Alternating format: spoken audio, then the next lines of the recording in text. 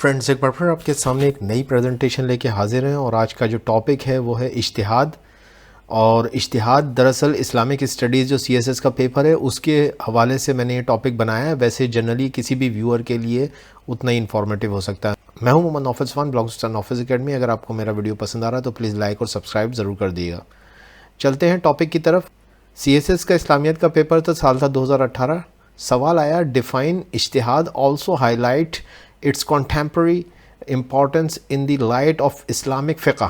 اسلامی قانون یعنی شریعت کے 4 سورسز ہیں. کسی بھی اسلامک لیگیلٹی کے لیے یعنی کہ کوئی شرعی مسئلے کے لیے ایک مجتہد یعنی کہ اسلامک جورسٹ جو ہوتا ہے وہ سب سے پہلے تو قرآن مجید کا ہی مطالعہ کرتا ہے، پھر وہ چند سورسز کو یوز کرتا ہے. چلیں دیکھتے ہیں.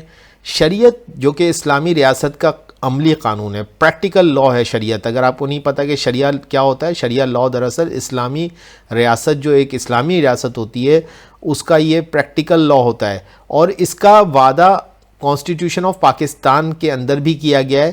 اسلامی قانون یعنی شریعت کے 4 سورسز ہیں، 4 سورسز ہیں. اسلامک جو لاز ہیں ان کے جو سورسز ہیں جن سے کہ وہ بنتا ہے وہ 4 سورسز ہیں. قرآن نمبر 1 قرآن ہے. قرآن کے ذریعے سے ایک جورسٹ سب سے پہلے ہیلپ لیتا ہے تاکہ وہ لا میکنگ کر سکے. پھر وہ اگر اس کو قرآن کے ذریعے سے واضح سمجھ نہیں آتا ہے تو پھر وہ سنت کے ذریعے سے سمجھ پیدا کرتا ہے. اور اگر سنت کے ذریعے سے بھی اس کو اس مسئلے کا حل نہیں ملتا ہے تو پھر وہ اجتہاد کا راستہ اختیار کرتا ہے. اور پھر اجتہاد جو ڈیوائیڈ ہو جاتا ہے وہ 2 حصوں میں ڈیوائیڈ ہو جاتا ہے. سب سے پہلے اجتہاد کا پہلا حصہ قیاس جس کو آپ لیگل اینالوگی کہہ سکتے ہیں، اور اس کے بعد اجتہاد کا دوسرا حصہ ہے جس کو آپ اسکالرلی کنسنسس کہہ سکتے ہیں. ٹھیک ہے جی، اور اس کو اجماع بھی کہتے ہیں. ٹھیک ہے جی، تو اجتہاد 2 حصوں میں ڈیوائیڈ ہو گیا، قیاس اور اجماع کے اندر. سب سے پہلے تو ایک جورسٹ جو ہوتا ہے، ایک مجتہد جو ہوتا ہے، وہ قرآن کے ذریعے سے ہی اپنے آپ کو آگے بڑھاتا ہے، اس مسئلے کو سولو کرنے کی کوشش کرتا ہے. لیکن چونکہ قرآن کریم کی مثال ٹیکسٹ کی ہے اور اس کی ایکسپلینیشن سنت یعنی کہ saying of prophet Muhammad peace be upon ہم سے معلوم ہو سکتی ہیں. یعنی کہ حکم تو آ گیا نماز کا قرآن کے اندر، لیکن اس کی مزید جو ڈیٹیلز ہیں وہ آپ کو ملیں گی نبی کریم صلی اللہ علیہ وآلہ وسلم کی سنت سے. ٹھیک ہے جی، سنت کیا ہے؟ قرآن کریم میں ارشاد ہوتا ہے، ترجمہ، پاک چیزیں تمہارے لیے حلال ہیں اور ناپاک چیزیں تمہارے لیے حرام ہیں. ٹھیک ہے جی، تو اب ان پاک اور ناپاک چیزوں کی وضاحت کیسے معلوم ہوگی؟ تو اس کے لیے سنت سے ہی رہنمائی حاصل کی جا سکتی ہے. مثال کے طور پہ نبی کریم صلی اللہ علیہ وسلم نے ہر اس جانور کا گوشت حرام قرار دیا جو جانور شکار کر کے کھاتا ہے. تو اس سے حرام جانور کا اندازہ ہو گیا، تعین ہو گیا کہ کون سا جانور جو ہے وہ اسلام کے اندر کھانا حرام ہے. اسی طرح سے پاک چیزوں کا تعین بھی کر دیا گیا.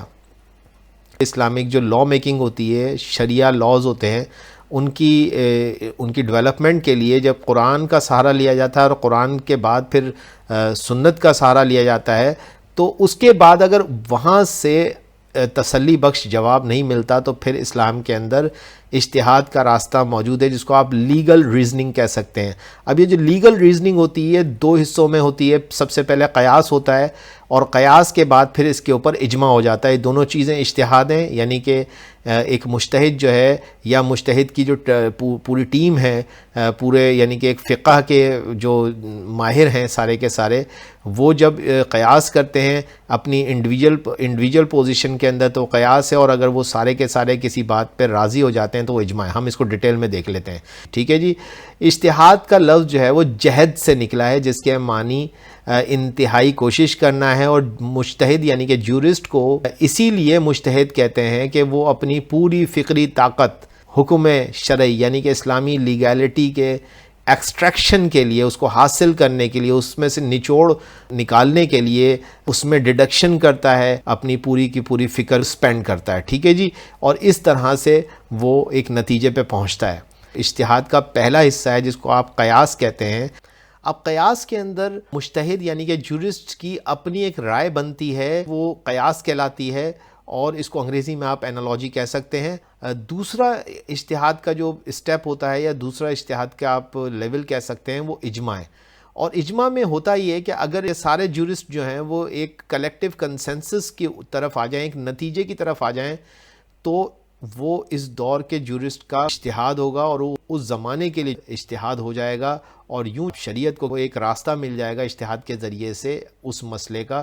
یوں اسلامک لاء کی جو تیسری سورس بنتی ہے وہ اجتہاد بنتی ہے. یہی وجہ ہے کہ شروع سے ہی اسلامک شریعت کی 5 میجر انٹرپریٹیشنز بن گئیں، جسے اہل سنت کے ہاں فقہ حنفی، مالکی، شافعی اور حنبلی کہا جاتا ہے، اور 5واں فقہ جعفریہ کہلاتا ہے.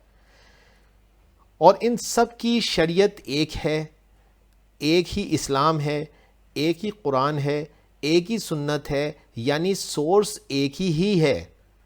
تو یہ میری پریزنٹیشن تھی. آئی ہوپ کہ آپ کو اس پریزنٹیشن سے یقیناً بینیفٹ ملا ہوگا. آخر تک دیکھنے کے لیے شکریہ. Thank you very much.